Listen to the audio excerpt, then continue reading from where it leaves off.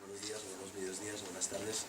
Como ha anunciado Xavi, en efecto, ayer, ante la visita de lujo de Pepe, fui por primera vez en mi vida a la farmacia a comprar Frenadol. Nunca había tomado Frenadol, sé que es una cosa así como invasiva, que te lo corta todo y te deja como en el limbo, pero quería estar hoy en unas mínimas condiciones intelectuales para poder presentar el libro, ya que durante casi 2 meses hemos estado planeando esta presentación. Yo creía, y estoy convencido de ello, de que Noyes Jiu era el lugar perfecto, porque es un libro que, sobre todo, y esta planta entera de la Juanita está dedicando a ello, es un libro poético. No sé si es poesía, y no me interesa tanto si es poesía, o es prosa, o es poesía, o es novela, o es cuento. Ese debate de los géneros en el siglo XXI está muy superado. Lo que sí sé es que es poético, y toda esta sección de la Noyes Jiu básicamente está consagrada a la poesía. Creo que es la única librería del mundo, junto con City Lights en San Francisco, que tiene una sección tan grande solo de poesía. El Vermut, además, es una hora perfecta para hablar de estos temas, ¿no? de lo transgénero, y acabo de descubrir que Xavi, aquí atrás, en este armario, en este vestidor, ya vestuario, tiene vino, cerveza y whisky. Entonces eso depende de las horas del día, ¿no? La Noyes Jiu a esta hora es el vermut, por la tarde se viene la cerveza, y por la noche, si sois del grupo que leen clásicos y tomos muy largos como Moby Dick, como Ulysses de Joyce, etc., Xavi pone una botella de Jameson sobre la mesa para que la lectura fluya, porque finalmente se trata de eso. Y detallista como es, ha amenizado la sala con Coltrane, ¿no? Cuando estabais subiendo y llegando, porque era el ambiente adecuado para presentar este libro. Yo seré breve, diré algunas cosas sobre el libro, después le haré preguntas a Pepe, o charlamos entre todos y nos tomamos un vermut entre todos. Lo primero que quería decir es que la obra de Pepe Vidal-Balicourt no decepciona. Él tiene un proyecto claro, tiene un tono claro, cada libro suyo varía respecto a ese tono y a ese mundo, pero no se traiciona y no se contradice. Él está investigando poética y literalmente en una dirección que tiene que ver con la angustia vital, con el yo contemporáneo y con el viaje y la ciudad, y cada libro suyo, más hacia la poesía en verso o más hacia la poesía en prosa, sigue indagando en ese territorio que él ha conquistado como propio. De modo que los epígrafes de Desaparecer un solo de Coltrane, que pueden ser leídos como puertas de acceso al libro, tampoco sorprenden ni decepcionan, porque son parte de ese mundo que él ha construido entre la poesía, la narrativa y la filosofía, ¿no? Porque su interés siempre se mueve en ese ámbito artístico e intelectual. La primera cita del libro es de Walter Benjamin, el filósofo y escritor alemán, junto con Nietzsche, el gran escritor filósofo, ¿no? De hecho, junto con Freud, ¿no? Los tres eran menos científicos que escritores creativos o que poetas, y dice: en las áreas de las que nos ocupamos, la comprensión solo se produce en forma de relámpagos. El texto es el largo trueno que los sigue. Y ahí hay algo clave en el libro, porque en efecto, aunque haya filosofía, aunque haya pensamiento, aunque haya reflexión, no le interesa definir, no le interesa ensayar en el sentido de ensayo filosófico, de ensayo intelectual, sino que le interesa ensayar en el sentido más libre, más experimental de la palabra ensayo, y todo el libro se mueve en el ámbito de la intuición y de lo racional y irracional, sin voluntad de taxidermia o de clasificación o de descripción en clave más teórica. De hecho, incluso dentro del libro discutes, ¿no? Eso de la teoría y la antiteoría. La segunda cita es de Raúl Zurita, el poeta chileno, y dice: la ciudad de arena se mimetiza con el desierto y, a no ser por las luces que a veces se encienden en la noche, nadie diría que está allí. Aquí hay otro tema muy propio de Vidal-Balicourt, que es el de la ciudad. De hecho, él y yo nos conocimos en Lisboa. Él vivió un tiempo en Lisboa. Hablaré después de eso, de la importancia de la metrópolis europea en dialéctica con la isla, con su Mallorca, y aquí la idea de ciudad se impone a la ciudad concreta. No importa tanto si esta ciudad es París, Lisboa, Palma de Mallorca o Barcelona, porque estamos aquí, sino que importa la idea de ciudad de arena. Y la tercera cita es de Deleuze, el filósofo francés, y dice: el gran error, el único error, sería creer que una línea de fuga consiste en huir de la vida, evadirse en lo imaginario o en el arte. Al contrario, huir es producir lo real, crear vida e encontrar un arma. Todo el libro trabaja en ese límite entre la ficción y la realidad. Es un libro, yo diría, intuyo, radicalmente autobiográfico, pero no es un acta notarial, no es un diario íntimo.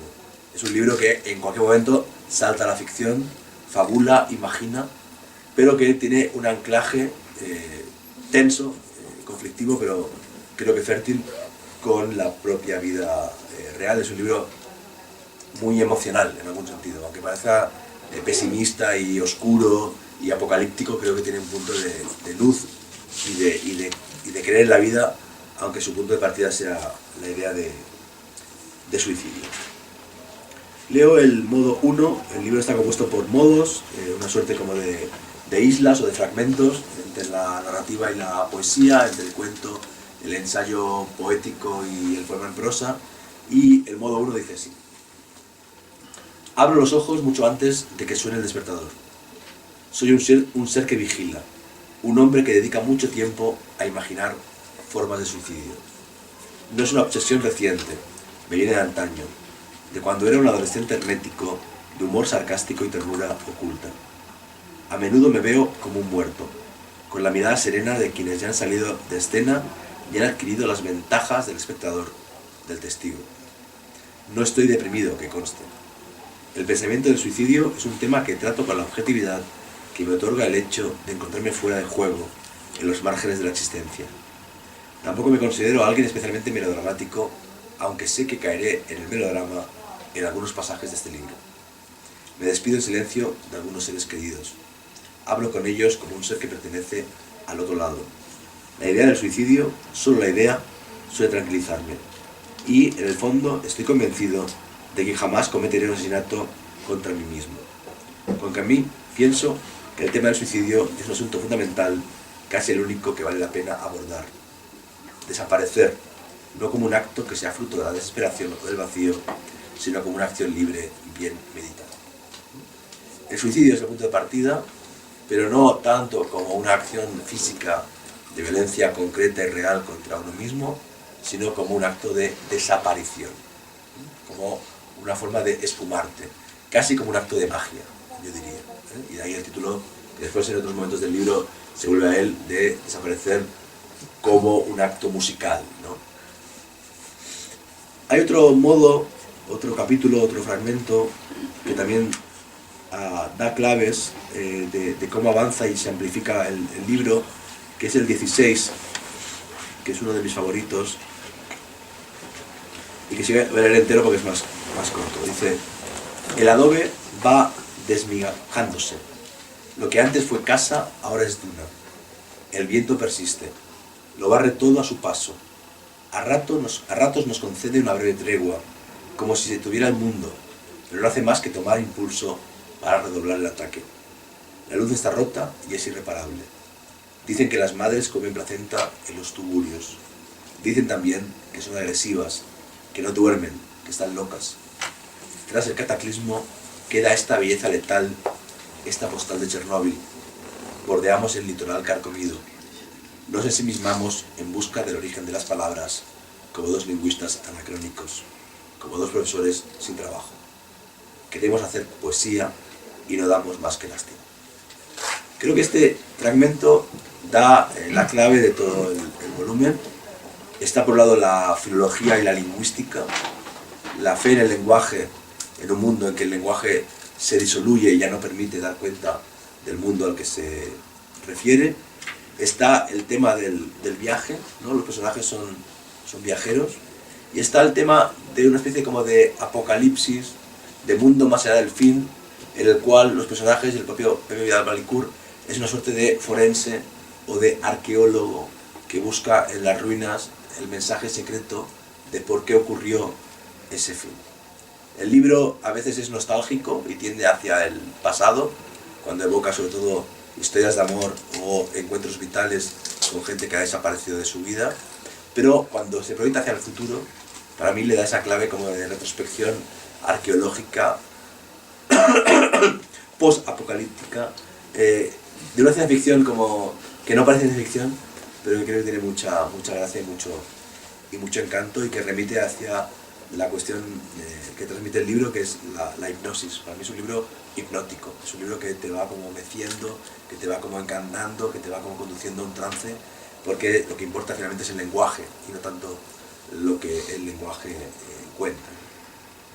Decía que París y Lisboa sobre todo son muy importantes en el libro, también la literatura portuguesa. Hay una cita preciosa de Cardoso Pires, ¿no?, en el que él defiende que más que máquinas de escribir hacen falta máquinas de borrar.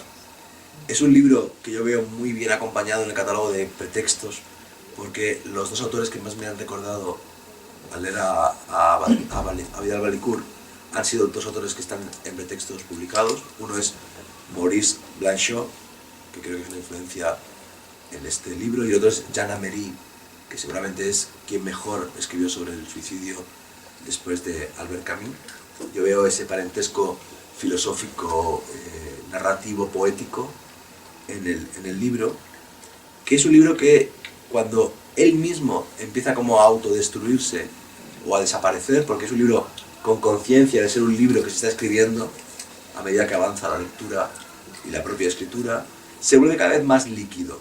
Es decir, al principio hay mucha metáfora vinculada con el desierto, por ejemplo, con la arena, con la ciudad, pero cada vez la liquidez se va adueñando del libro. Hay más metáforas náuticas, hay más metáforas líquidas, el campo semántico del agua lo invade todo, y finalmente el libro se vuelve una isla que forma parte de un archipiélago que es el propio libro.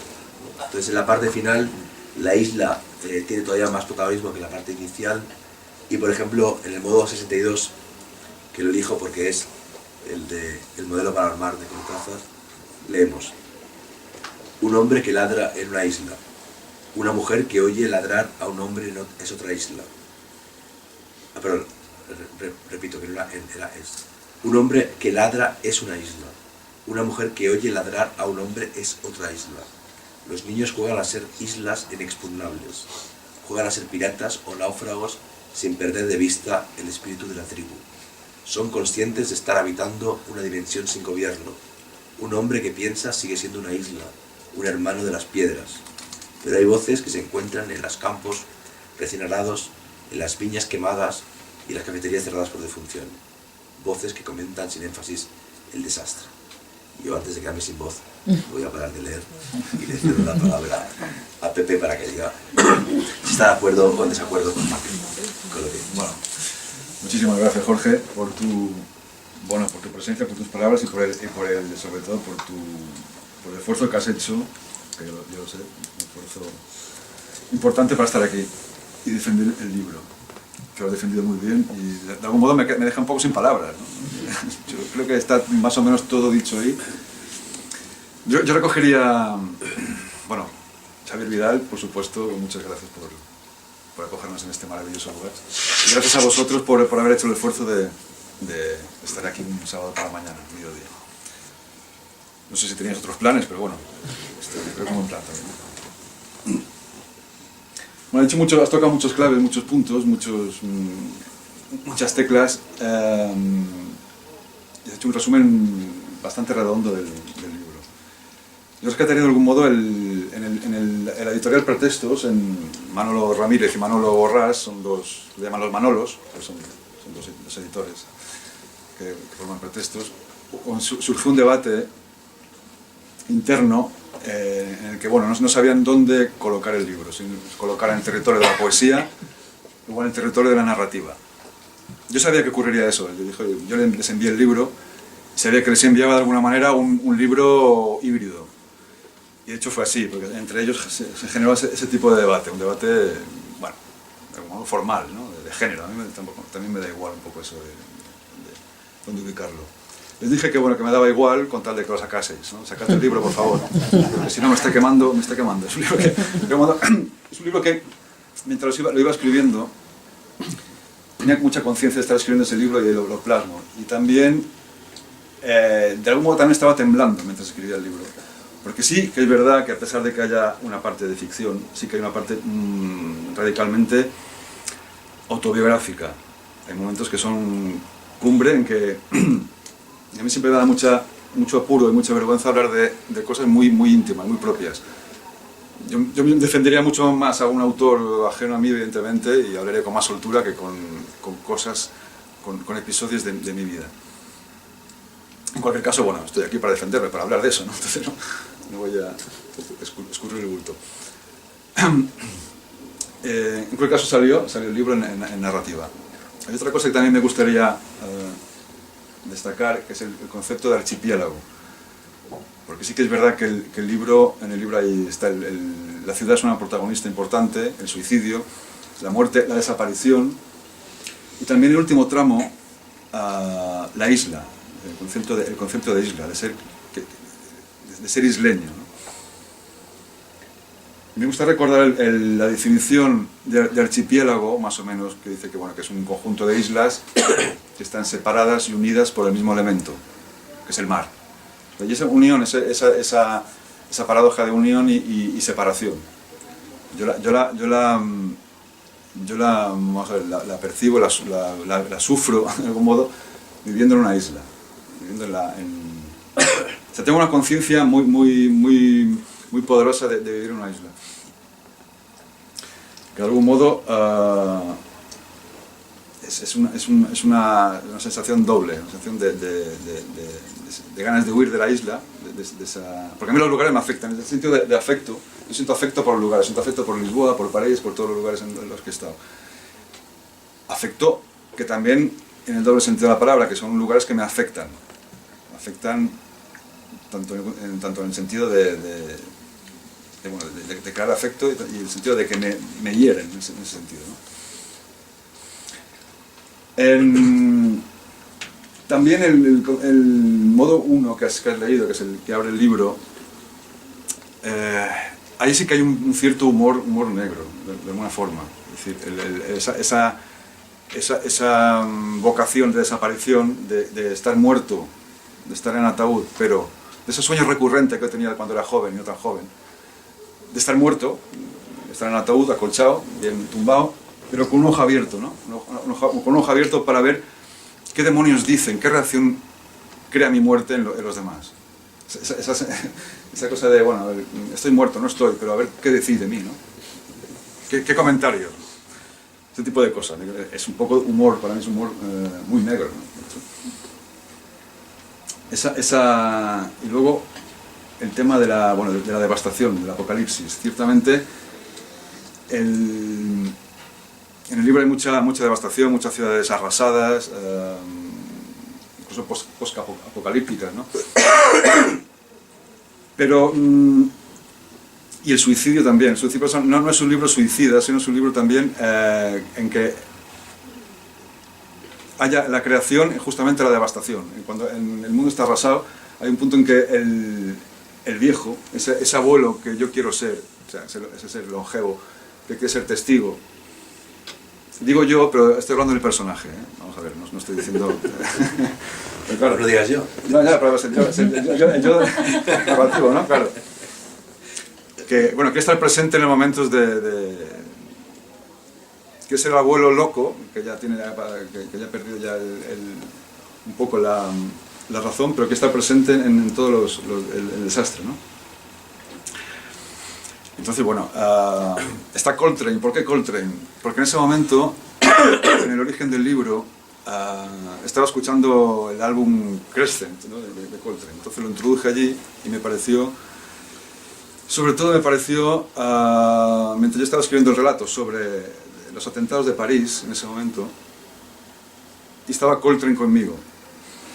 Hay un momento en que de la ventana, después de los atentados de París, de Bataclan, de todas las terrazas, las cafeterías, se me apareció una imagen que es un solo de Coltrane saliendo de una ventana. Se oía un jazz, como hay gente que bueno, estaba allí metida en casa, atrincherada en casa con miedo, pánico a salir, o bueno, ese tipo de reacciones. Entonces Coltrane me pareció un hallazgo en ese aspecto, ¿no? Un hallazgo para el título, que a veces me cuesta poner títulos. Y bueno, no sé si tienes algo más, no sé, alguna observación, alguna pregunta. Sí, me gustaría preguntarte por Palma de Mallorca. Tú eres un escritor muy urbano, evidentemente, muy vinculado con tu ciudad. Cuando hablas de desaparecer en el uso de Coltrane, ¿desapareces solo tú como ser histórico, como escritor real, en la voz narrativa y en los saltos temporales? ¿O también desaparece tu ciudad? Porque me parece que es como un libro anti-Palma de Mallorca. O sea, está más presente Lisboa o París, sí, o la isla, sí, que la ciudad en la que vives, ¿no? ¿Es como que te costó forzarte a eso? Sí. ¿O es un borrado consciente? No, sí, yo pensaba en ese aspecto, ¿no? Todas las ciudades en que Lisboa, París, surgen y surge la isla. Pero es verdad que Palma, o sea, las calles de Palma no salen. Sin embargo, estoy haciendo ahora mismo estoy escribiendo un libro en que sí tiene una cierta presencia, una presencia mucho más relevante de la ciudad. Bueno, la relación que yo tengo con Palma siempre ha sido doble, de amor-odio, ¿no? No lo puedo evitar. Es decir, ya es mucho más de amor, de un cierto amor, que de odio. Entonces, por eso me voy acercando un poco más a mi ciudad. Es como si hubiese hecho un periplo por el mundo, ¿no? Entonces poco a poco me voy acercando a la ciudad y aceptando un poco mi lugar en la isla, mi lugar en la ciudad.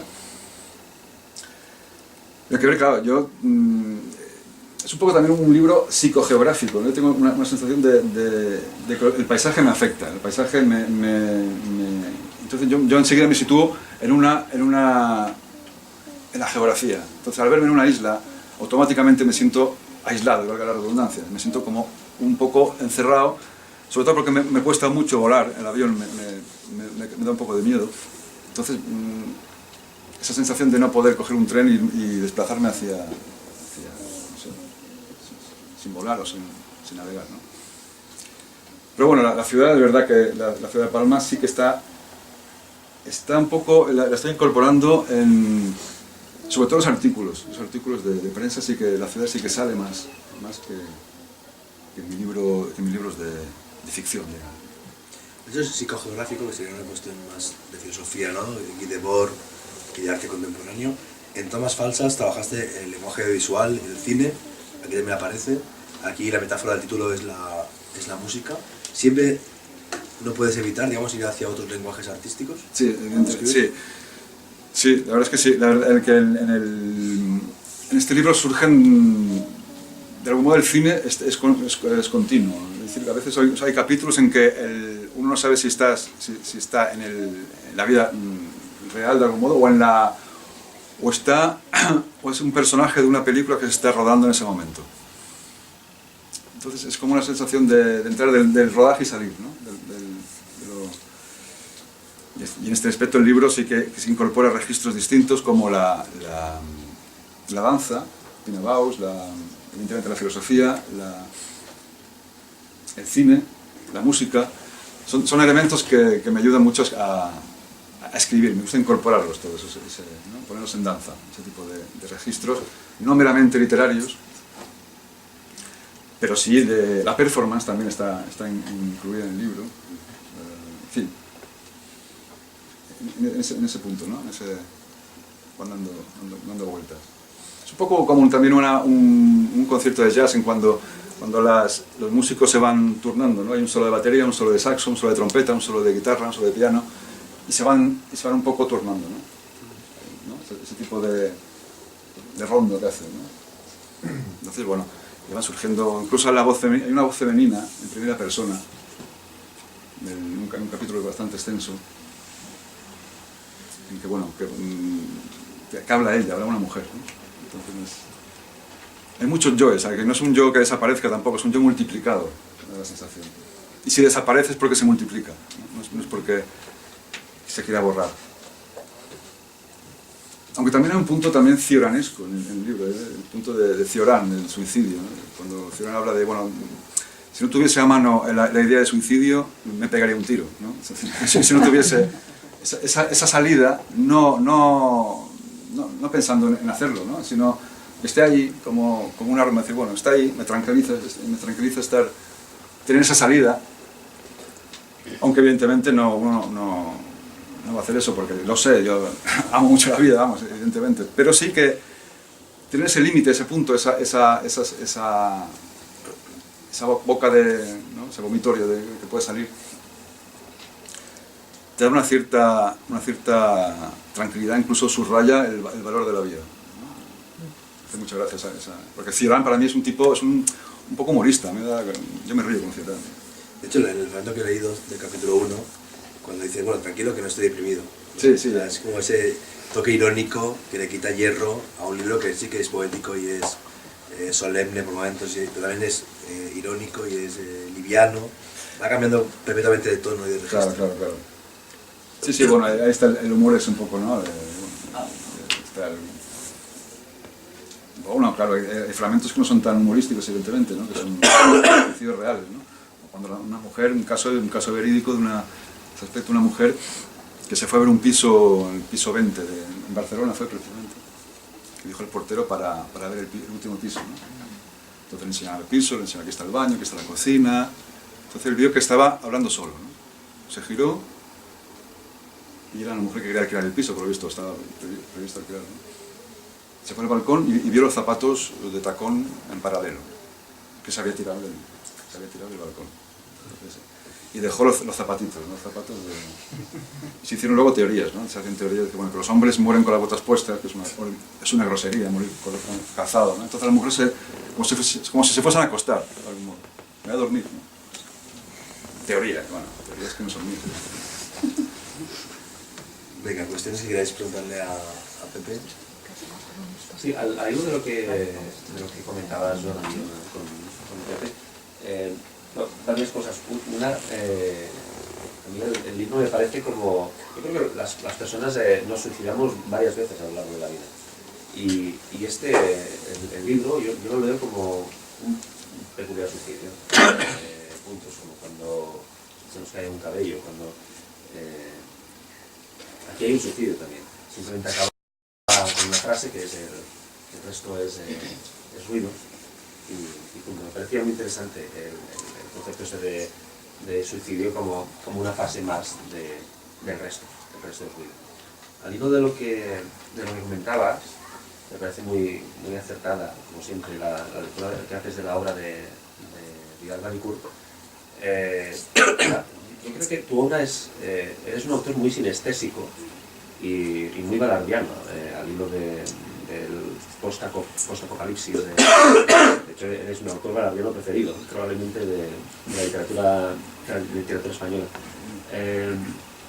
Al hilo de lo que comentabais del archipiélago, la idea de archipiélago, la idea de estar aislado en una isla, de hecho, muy probablemente el contexto, el hecho de escribir un libro que geolocalizas ya de entrada en París y Londres, que son las dos mejores ciudades para suicidarse.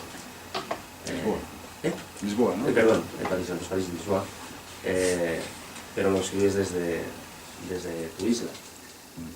Esto afecta de alguna manera a la escritura.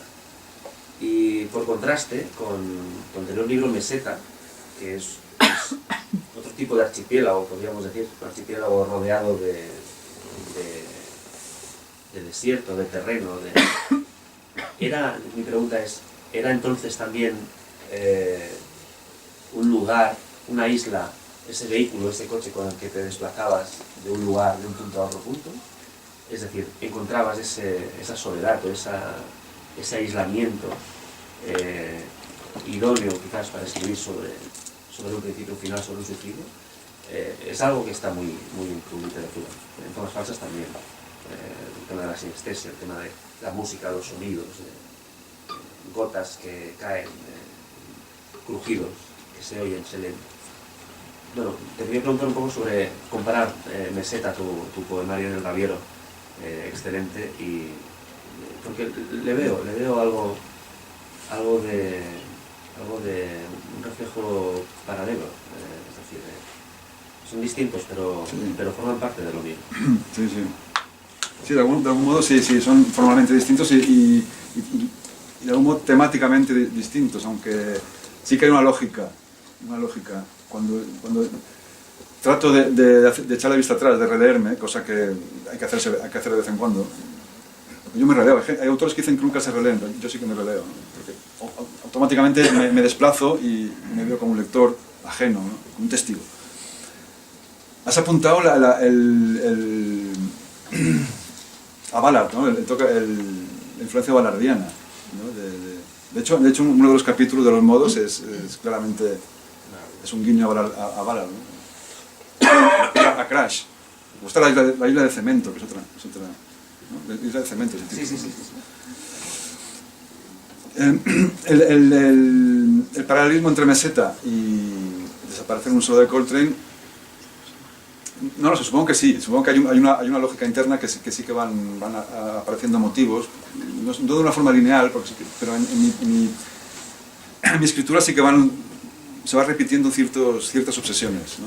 Ciertos motivos que van surgiendo, y es lo que estructura el continuum de mi narrativa, de mi obra, ¿no? El viaje que hice... Este lo escribí, Meseta, en un viaje que hice cuando estaba viviendo en Lisboa. Hice un viaje de Lisboa a Madrid. Madrid-Lisboa, era un autobús. Fue un autobús, lo escribí a mano. De hecho, un viaje de 8 horas de Madrid a Lisboa, en los que los pasajeros iban evidentemente bajándose en otras paradas. Yo fui el único que llegué hasta el final, porque a nadie se le ocurre hacer ese tipo de viajes. Simplemente van en avión o... Entonces fui a un autobús, me puse detrás del conductor, me acuerdo, a la ventana, y empecé a escribir, ¿no? Entonces me iban surgiendo ese traveling que consiste en el viaje, es un traveling lateral de algún modo, ¿no? Pues iban surgiendo el continuum, eso, y el libro es un continuum, es un gran poema en prosa, un poema río, el Meseta me refiero. Y bueno, pues de algún modo estaba la Meseta, ¿no? Esto también apareció Soria, que es una provincia, una ciudad a la que yo tengo mucho afecto. No en vano me casé allí, nos casamos allí en Soria. ¿Por qué? Por decisión, no por nada, por una opción estética, opción poética, ¿no? Hoy me casé en otro lado, bueno, nos casamos en otro lado. Por de casarse, ¿no? Renovar votos, que se dice. Pues me quise casar incluso fuera, ¿no? Dice, no, el viaje lo hacemos mientras nos casamos, no luego, no, casémonos fuera de aquí. Bueno, estaba en esa época que quería irme de la isla, claramente. Entonces, es verdad que se vierten, yo creo que es poroso, ¿no? Claro, esto lo ve mucho mejor igual Jorge o alguien que lea el libro desde fuera, ¿no? Pero sí que hay pozos o vías que se conectan, ¿no? Entre Meseta, tomas falsas también, que también es un libro en que aparece en distintos sitios, incluso aparece Formentera en un momento dado, ¿no? Ni siquiera Mallorca, sale Formentera, es la más pequeña que sale. Soria, Lisboa, bueno. Es como si diese una vuelta por el mundo, ¿no? Un pasito por el mundo, entonces bueno, voy haciendo este tipo de viaje escrito, ¿no? Creo que los viajes hay que escribirlos. Y la escritura viajarla también, ¿no? Estamos otra vez en ese juego, ¿no? Pero bueno, escribir los viajes, ¿no? El viaje puede ser de aquí a allí, ¿eh? El paso que me he dado por ejemplo, desde casa hasta Poblenou, que una hora, justo más o menos. Pasar por ciertos pasajes, por el pasaje Tasso, que me hace recordar al excelentísimo libro de Jorge Carrión, Pasajes, ¿no? El libro de los pasajes de Barcelona, entre otros. Pues el libro es fundamental, ¿eh? Bueno, lo puedo presentar a él si queréis. No lo conocéis. Mi Filador ya está bajando el efecto y... Más cuestiones para Pepe. El tema, Pepe, de los modos que tú elige, en vez de capítulos y esto, porque ¿esto cómo lo has hecho? Porque esto parece que forma parte de esa especie de desaparición como narrativa, como poesía, todo el libro se pone en un lugar intermedio que no es nada, pero es algo. El tema modo, bueno, en tomas falsas los titulé secuencias, porque realmente, voy al otro libro, ¿no? El libro de tomas falsas. Secuencias porque eran tomas falsas, eran secuencias que un director de cine estaba haciendo. En modos... Bueno, en modos es curioso porque tenía otro título para el libro. Tenía un plan A, de hecho, plan B. Bueno, dudaba entre modos de ser una isla, que era el título, uno de los títulos que tenía en mano, entre manos, modos de ser una isla, y que me parece menos presuntuoso que el modos de desaparecer un show de Coltrane, ¿no? Admito, un poco presuntuoso, pero bueno, ¿qué se le va a hacer? También es un título que es más llamativo. Pensé, no, digo, si como estaba el debate en pretexto de, bueno, ¿dónde lo metemos? ¿En poesía o en narrativa? Entonces, bueno, si es poesía, le llamaré modos de ser una isla. Y si es narrativa, desaparecer un solo de Coltrane, que es una frase que sale en el libro. Porque me parece un título más de corte poético, modos de ser una isla, para el catálogo de pretextos. Y salió narrativa, pero bueno, entonces le dije, bueno, pues desaparecer un solo de Coltrane. Entonces quedaron los títulos en lugar de capítulo 1, capítulo 2, modo 1, modo 2, así hasta 85. Lo cual también casa muy bien con el tema musical, ¿no? Los modos musicales. Esto fue de chiripa, ¿eh? Esto fue... Pero me lo observó el editor, ¿no? Manolo Ramírez. Mira, esta más casa muy bien con modo, ¿no? Sí. El jazz. Ya. Ah, pues mira, no se hable más. Entonces, ¿Alguna última cuestión? Sí. No, el papelito no son las preguntas, solo... esa la compro, ¿no? Sí, esa la compro. Te agradezco también la presencia aquí en Barcelona, Pepe, de tu venida, porque también te esperábamos por aquí. Y bueno, tengo muchas preguntas, pero incluso... Sobre todo ha aparecido un tema que es la ciudad. ¿No? La ciudad es presente en tu obra. Todos los libros que he leído siempre está la ciudad. Que a mi juicio, en este momento incluso que vivimos, en el que se habla tanto de naciones, uno agradece que se hable de ciudad, porque quizás ciudad es un concepto, a mi juicio, es una categoría política, de polis, griega. Entonces, en ese sentido sí que vería un poco que ahí ese afán por la ciudad, y como categoría política, Jorge ha hablado, mientras estabais haciendo la presentación, de que tienes como una ciudad, ¿no? Una ciudad ideal. Y enseguida me he pensado a mi maestro, que hizo su primer libro, Víctor Gómez Pin, que tituló El drama de la ciudad ideal. Y entonces en el drama de la ciudad ideal, él presenta él es muy hegeliano también, y presenta una ciudad que es la de Platón, ¿no? Platón quiere huir del mundo mundano y genera una ciudad ideal. Lo que pasa es que en esta ciudad ideal que crea, al final encuentra también alteridad, diferencia, pluralidad de yoes, como tú decías, ¿no? Entonces, bueno, es un poquito, dar un poco un encofrado de lo que tú comentabas desde el punto de vista filosófico, ¿no? Cómo te vas a esa ciudad ideal, pero ahí encuentras también pluralidad. O sea, él quiso crear una ciudad de identidad perfecta y encuentra también la alteridad ahí, ¿no? Entonces, bueno, sería un poquito hacer esa... Y luego lo de otro enfoque más, ya son más, lo he recordado ahora, mientras hablaba lo de modos. Eso de modos también me recuerda un poquito a la sustancia spinoziana, los modos infinitos también, ¿no? Una sustancia que Borges tiene un poema bellísimo sobre Spinoza, que habla un poco de esto de... Claro, bueno, ya está. Maneras de, ¿no? Formas de, sí. Bueno, aquí nos podemos ir muy lejos. Por eso, me quedó suicidio, pero bueno, no. Felicidades por tu obra. El tema de la ciudad, claro, el tema de la ciudad que es el gran constructo, la gran construcción del hombre, de algún modo, ¿no? Tanto en plan aberrante o en plan logrado. Entonces ahí es donde circulamos, yo creo que todos más bien, ¿no? Está buena la aspiración a irnos de la ciudad para crear el huerto, el jardín, ¿no? El huerto y tal, la casita, tal cual. También es una línea de fuga que también está ahí, ¿no? Pero bueno, sin perder de vista lo urbano, ¿no? Sobre todo lo urbano. Bueno, yo las ciudades vuelvo a lo del afecto, que me afectan y les tengo afecto también, ¿no? Y es